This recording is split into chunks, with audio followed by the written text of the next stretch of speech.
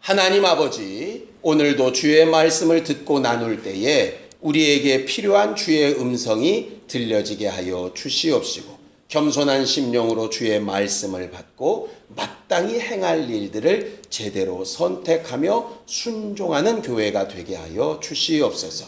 믿음으로 헌금한 손길들 위에 복을 주시고, 저들이 주를 의지하여 행한 일이오니 일평생 주를 의지하는 기쁨과 소망으로 풍성하도록 도와주시옵소서. 예수님의 이름으로 기도하였습니다. 아멘.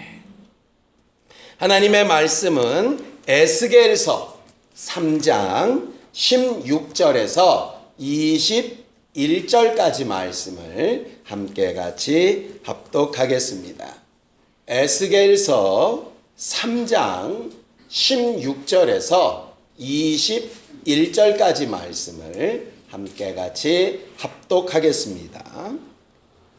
함께 읽습니다. 시작. 7일 후에 여호와의 말씀이 내게 임하여 이르시되, 인자야, 내가 너를 이스라엘 족속의 파수꾼으로 세웠으니 너는 내 입의 말을 듣고 나를 대신하여 그들을 깨우치라. 가령 내가 악인에게 말하기를 너는 꼭 죽으리라 할 때에 내가 깨우치지 아니하거나 말로 악인에게 일러서 그의 악한 길을 떠나 생명을 구원하게 하지 아니하면 그 악인은 그의 죄악 중에서 죽으려니와 내가 그의 핏값을 내 손에서 찾을 것이고, 내가 악인을 깨우치되 그가 그 악한 마음과 악한 행위에서 돌이키지 아니하면 그는 그의 죄악에서 죽으려니와 너는 내 생명을 보존하리라. 또 의인이 그의 공의에서 돌이켜 악을 행할 때에는 이미 행한 그의 공의는 기억할 바 아니라 내가 그 앞에 거치는 것을 두면 그가 죽을지니 이는 내가 그를 깨우치지 않음이니라. 그는 그의 죄 중에서 죽으려니와 그의 핏값은 내가 내 손에서 찾으리라. 그러나 내가 그 의인을 깨우쳐 범죄하지 아니하게 하므로 그가 범죄하지 아니하면 정녕 살리니 이는 깨우침을 받음이며 너도 내 영혼을 보존하리라. 아멘. 하나님의 말씀은 명령으로 되어져 있습니다. 근데 그냥 명령이 아니라 경계하시는 말씀으로 되어져 있어요. 그 경계하다라고 하는 말이 쉽게 얘기하면 경고입니다. 경고. 그러니까 명령이라고 하는 것은 반드시 그대로 할 때의 결과와 하지 않을 때의 결과가 분명히 딱 있지요. 그래서 경고라 이렇게 되어져 있습니다. 하나님께서 가인에게 죄의 소원은 내게 있지만 너는 그 죄를 다스려라 하심은 경고하시는 말씀입니다. 다스리지 않으면 네가 책임져야 될 일이 있을 것이라 하는 것이죠. 너희들은 나 외에 다른 신을 섬기지 말아라 하시는 말씀도 경고하시는 말씀입니다. 은혜를 헛되이 받지 말라 하시는 말씀도 경고하시는 말씀입니다. 이 경고라는 것은 협박이라는 뜻이 아닙니다. 경고의 의미는 목적이 분명해요. 우리가 불이 나게 되면 사이렌이 울리죠? 경고 아닙니까? 불이 났으니 빨리 몸을 움직이라고. 그것처럼 경고는 협박이나 두려워하게 하려는 말씀이 아니라 그것에서 벗어나게 하고자 하는 말씀인 것이죠. 그래서 하나님의 경계하시는 말씀, 경고하시는 말씀은 항상 전제를 우리의 회개와 용서를 전제로 하고 말씀하시는 것이에요. 성경을 좀 보겠습니다. 누가복음 17장 3절입니다. 누가복음 17장 3절입니다. 함께 읽겠습니다. 누가복음 17장 3절입니다. 함께 읽습니다. 시작. 너희는 스스로 조심하라. 만일 내 형제가 죄를 범하거든 경고하고 회개하거든 용서하라. 그렇게 되어 있습니다. 거기 스스로 조심하라라고 하는 말이 경계하다 이런 말이고요. 다른 사람의 죄악에 대하여 경고하라 하시는 말씀이 같은 말입니다. 무슨 얘기냐면 하나님의 말씀이 내게 적용이 될 때는 경계하는 말씀이라 이런 거예요. 그러니까 군대 갔다 오신 분들은 아는데 사주 경계라고 하죠. 사방에서 어디서 적이 올지 모르기 때문에 나를 보호하기 위해서 주의를 살피는 것, 이것이 이제 경계입니다. 그러니까 하나님의 말씀은 나를 경계케 하는 말씀이고 상대방에게, 다른 사람에게는 경고로 전달되어야 될 말씀이에요. 뭐를 위해서? 회개하면 용서하기 위해서 전달돼야 될 말씀이라는 것이죠. 그러니까 하나님의 말씀은 뭐를 전제로 하느냐 하면 회개하면 용서해 주시려고 하는 전제를 두고 경고하시는 거예요. 우리가 항상 하나님의 말씀을 이 관점에서 들어야 합니다. 우리는 지난 주일날 우리에게 부탁하신 아름다운 것들을 지킵시다 이렇게 은혜를 나눴었죠. 그러면서 우리에게 부탁하신 것이 뭐라고 우리가 배웠냐면 화목하게 하는 말씀이라고 배웠습니다. 근데 이 화목하게 하는 말씀이라는 뜻을 우리가 오해하기 쉬운 것은 화목하게 하는 말이니까 부드러운 말, 듣기 좋은 말이라는 뜻은 아니에요.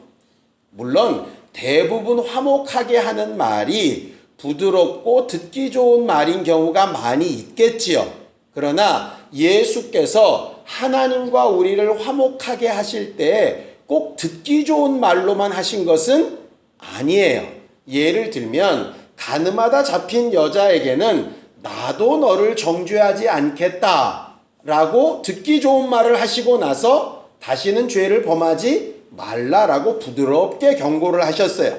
그런데 바리새인이나 제사장들에게는 노끈을 만들어서 상을 다 뒤집어 엎고 아주 거의 폭동처럼 그렇게 강력하게 그들이 아주 듣기 싫고 보기 싫은 것을 행동하셔서라도 경고를 하시거든요.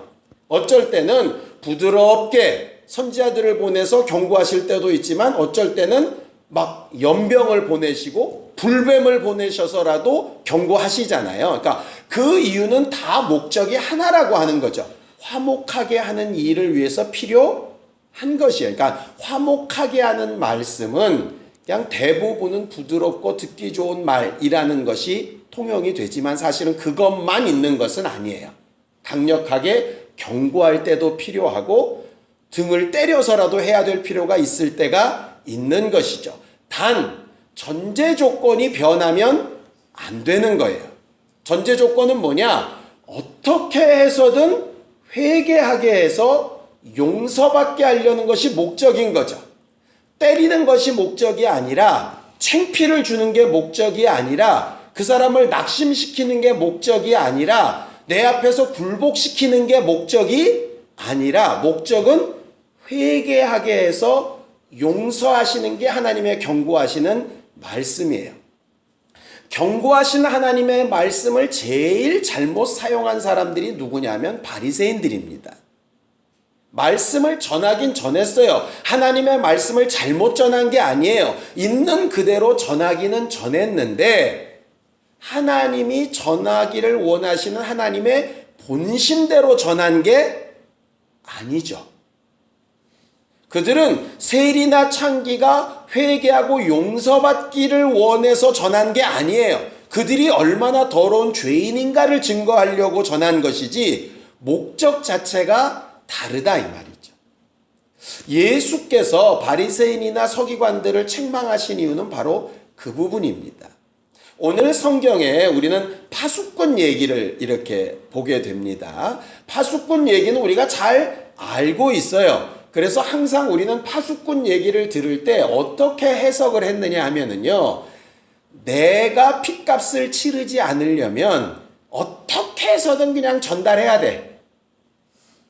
내가 가만히 있으면 안 되고 막 나팔을 불어야 돼. 저쪽은 듣든지 말든지 안 들으면 지가 잘못이니까. 그러니까 나는 내 책임을 면하기 위해서라도 해야 돼. 이런 식으로 우리가 파수꾼의 이야기를 많이 배웠어요.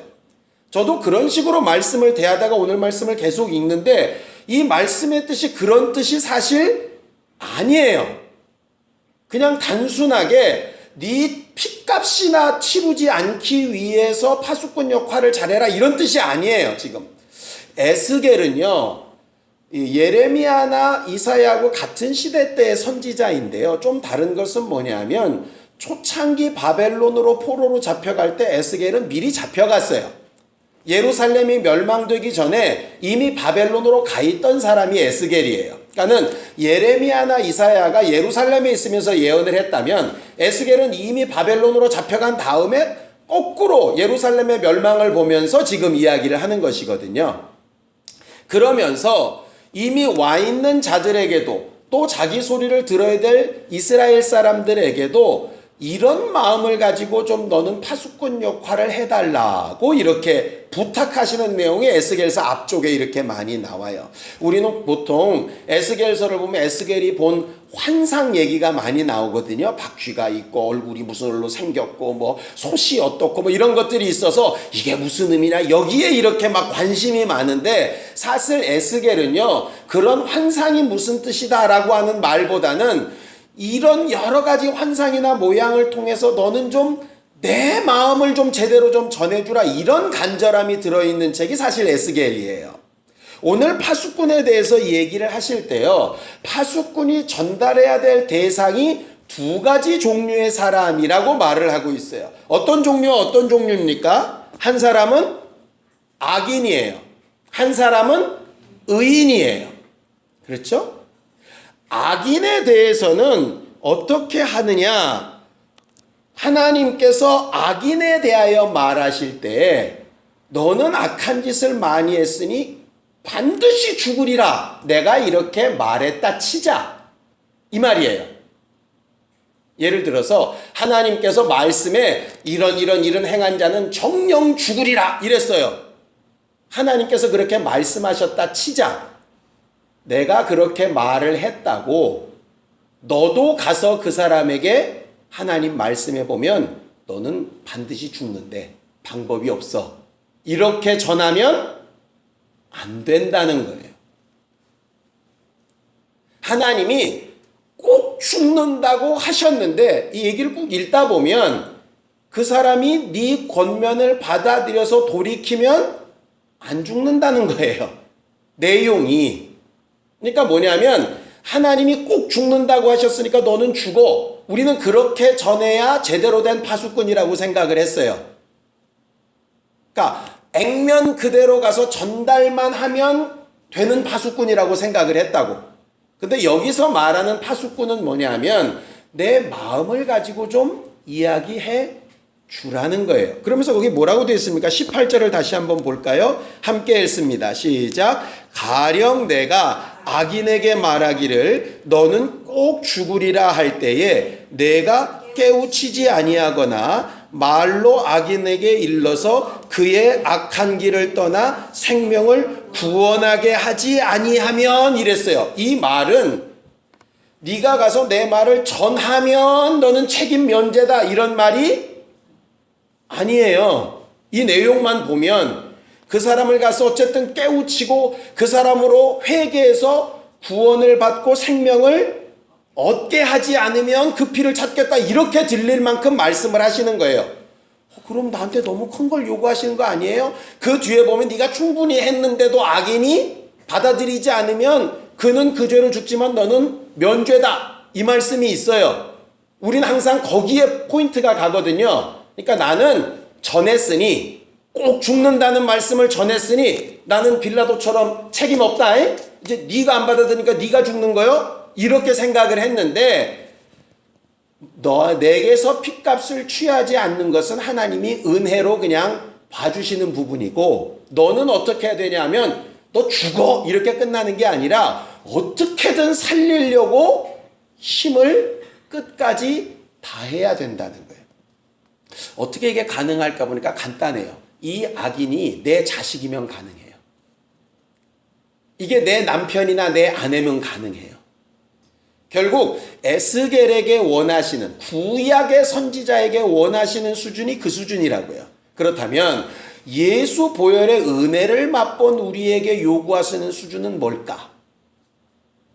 물론 우리가 다른 사람을 정말 제대로 구원하지 못하고 예수 믿게 못해서 정죄감에 빠지거나 낙심하거나 실망할 것까지는 아니에요. 그렇게 되면 그거는 하나님의 온전한 뜻은 아니에요. 그렇다 그래서 우리가 너무 자유한 것도 아니에요. 왜냐하면 우리를 파수꾼으로 세우신 이유가 그들을 회개하여 살리고 고치는 일을 위해서 필요한 거거든요. 그럼에도 불구하고 네가 힘을 다하여 했음에도 불구하고 마치 예수께서 힘을 다하여 가룟 유다에게 경고하셨는데도 제 길로 가는 것은 어쩔 수 없는 일이라는 것이죠. 그런데 그 책임을 다하였느냐는 내 스스로 점검하고 경계해 봐야 한다는 거예요. 난 한 번 전했으니 끝이라고 말할 수 없는 부분이라 하는 것이죠. 두 번째는 의인에게 대해서도 파수꾼이 되어야 된다는 얘기예요. 이거는 믿지 않는 불신자에게만 파수꾼이 되어야 된다는 문제가 아니라 이미 믿고 공의를 행하고 있는 믿음의 사람들에게도 파수꾼이 된다는 얘기예요. 쉽게 얘기하면 성도들이 목사의 파수꾼이 되어줘야 된다는 얘기예요. 거기 그렇게 되어 있죠? 자, 20절 보겠습니다. 시작. 또 의인이 그의 공의에서 돌이켜 악을 행할 때에는 이미 행한 그의 공의는 기억할 바 아니라. 이 말은 이런 거예요.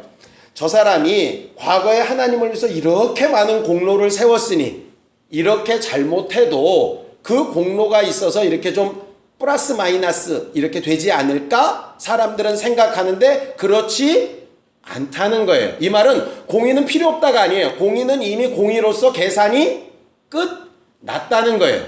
공의의 상급은 상급대로 있겠지만 죄악은 죄악대로 계속 있다는 거죠. 그러니까 저 사람이 나는 하지도 못하는 공의를 이만큼 세워놨는데 내가 뭐라고 저 사람한테 경고를 해. 이게 안 통한다는 거예요.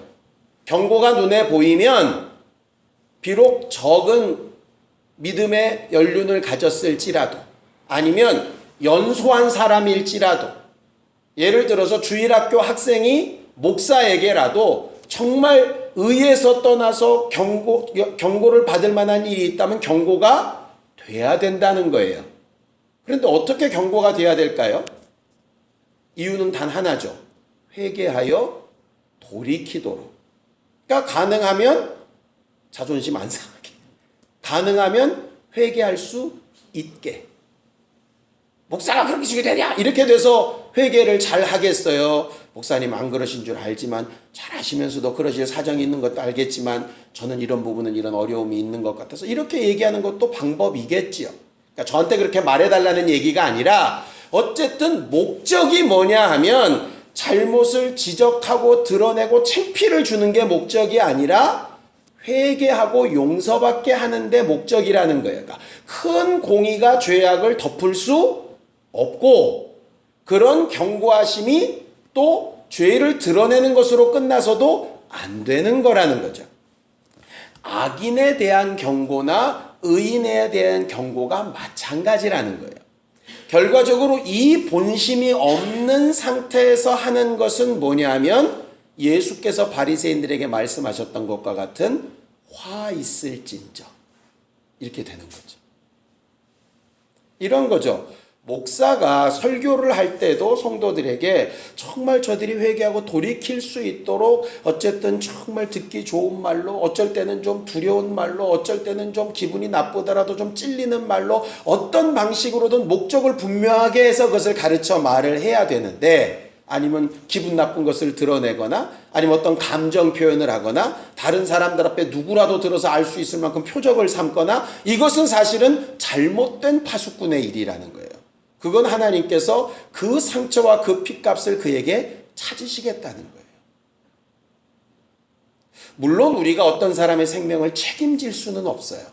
그러나 그 모습을 예수처럼 해야 한다는 것이죠. 예수님은 왜 누구에게는 그렇게 한없이 부드럽고 자유로운 모습으로, 누구에게는 왜 그렇게 무섭고 부담스러운 모습으로 경고를 하셨을까? 이유는 단 하나예요. 그들에게 돌이켜 회개하고 용서받을 수 있는 기회를 얻게 할 수만 있다면 어떤 방법으로든 그 일을 하시려고 하는 게 예수시라는 거죠.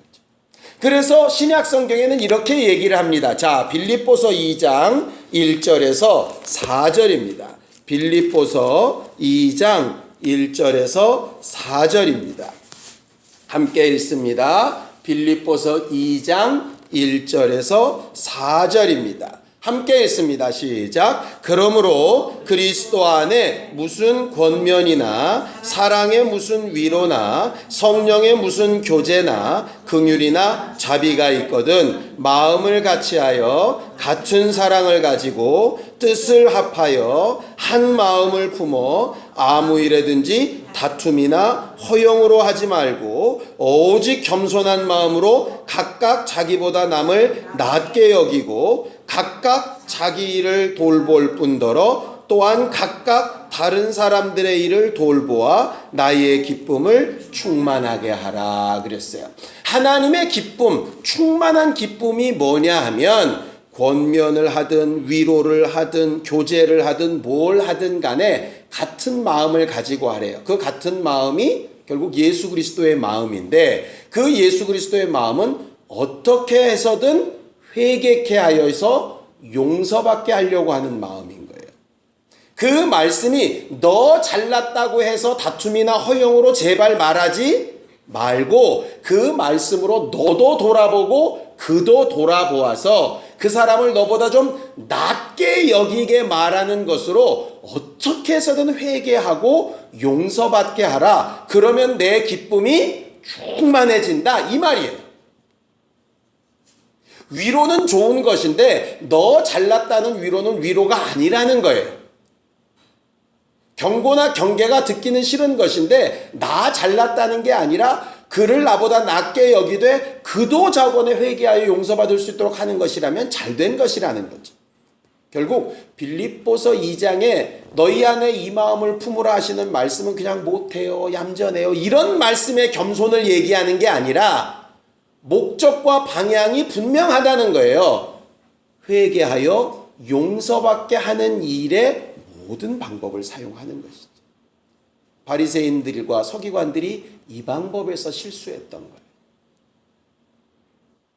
결국 하나님께서 구약의 선지자나 지금 교회 안에서 먼저 믿은 자들에게 동일하게 요구하시는 파수꾼의 성품이 바로 이 부분입니다. 내 할 일을 다 했으니 괜찮다로 끝나는 게 아니라 목적이 분명한 거예요. 물론 내가 할 수 없다는 한계는 인정하지만 내가 할 수 있는 한은 악인에게든 의인에게든 권면하고 경고해서 회개하고 용서받게 하는 게 하나님의 일인 것이죠. 그때 권면하는 방법은 이렇게 되어져 있습니다. 데살로니가 후서 3장 14절에서 15절입니다. 데살로니가 후서 3장 14절에서 15절입니다. 함께 읽겠습니다. 데살로니가 후서 3장 14절에서 15절입니다.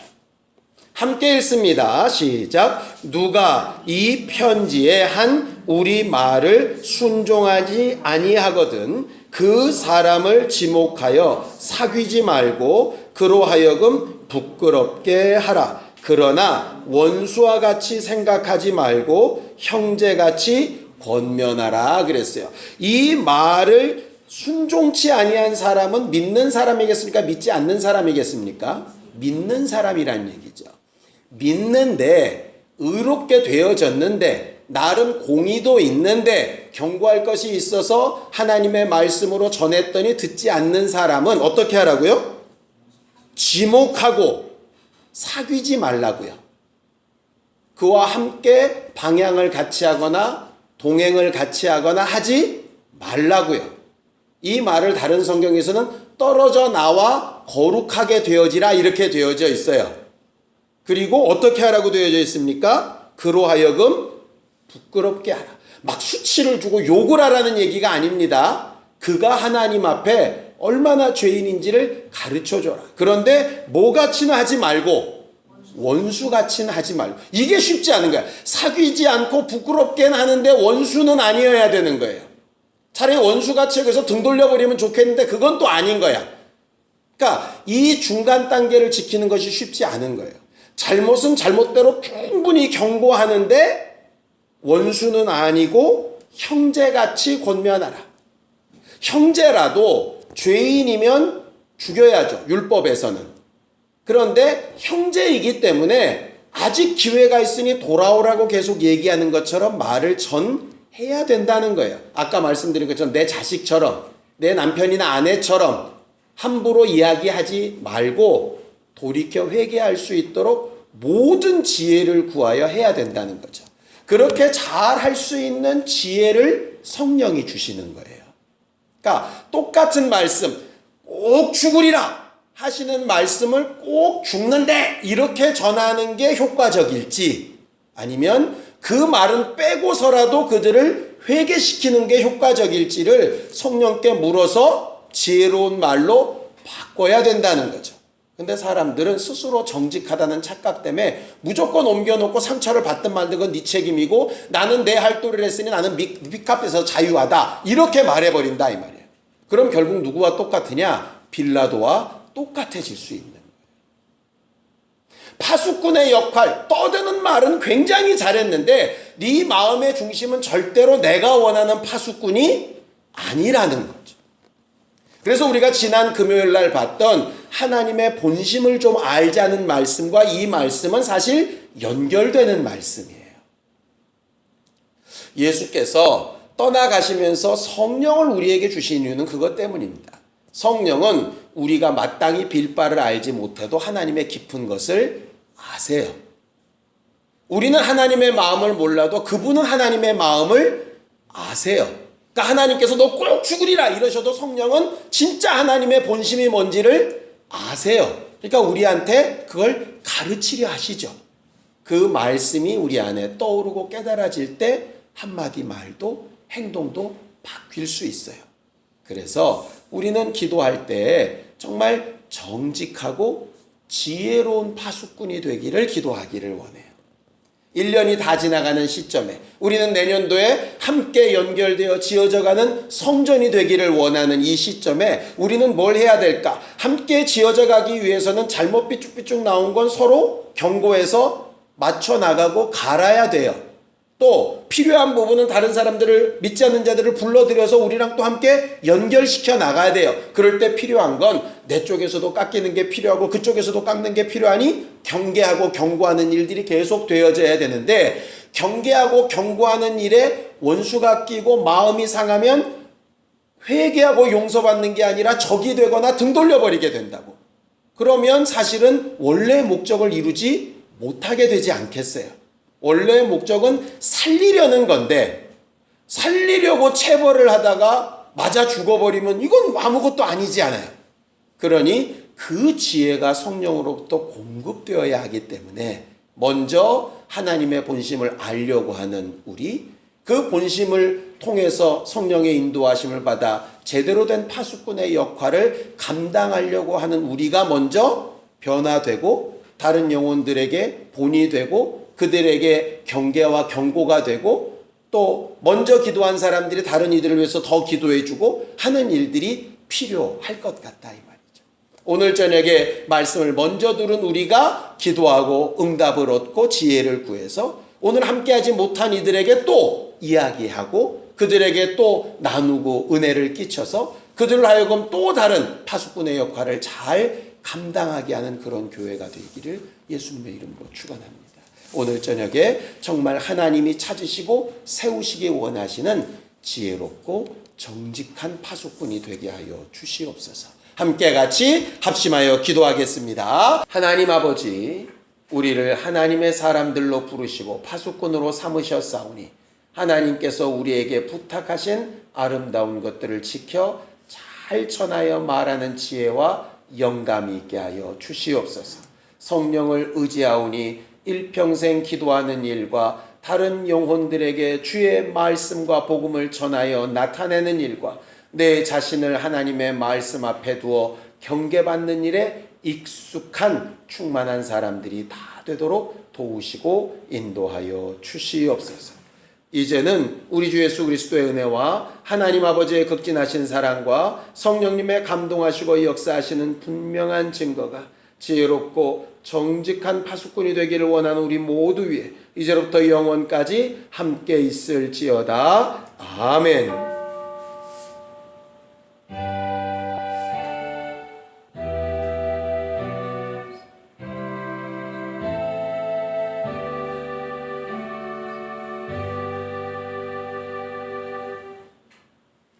우리 기도 들으신 하나님 앞에 감사하는 박수 끝내겠습니다. 수고하셨습니다. 감사합니다.